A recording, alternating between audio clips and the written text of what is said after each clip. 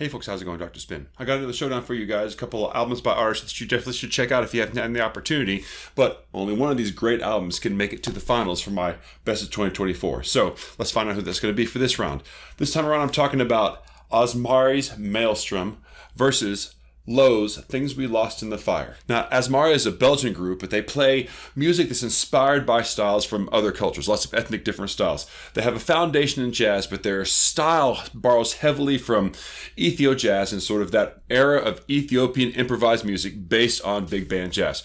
But also pull in influences from things like gamelan and reggae and put it all in the pot, and in the end create this sort of liminal, sometimes nightmarish tapestry that really leads the listener someplace. It's a world-building sound that Azmari goes for on this album. Now it has the improvised feel of jazz, but also the compositional overtones that you'll catch in a prog rock album. But I think Maelstrom takes these different styles and really puts them together in a very vivid way. Now let's take that and compare it to Low's Things We Lost in the Fire. This is their fifth album from around 2000. And Low in the last few years were really one of my favorite bands up until the time that Mimi Parker died. Their last three albums I thought were really, really phenomenal, doing amazing things with production. This version of Low in much earlier in their career is a little bit more of a bare bones version. And in some ways it's a little bit overly somber, a little bit overly languid. But like Low's later work, it's held together by really, really amazing and often gut-wrenching songwriting. And while it may not have the adventurous production that Low's later work would have, you can definitely see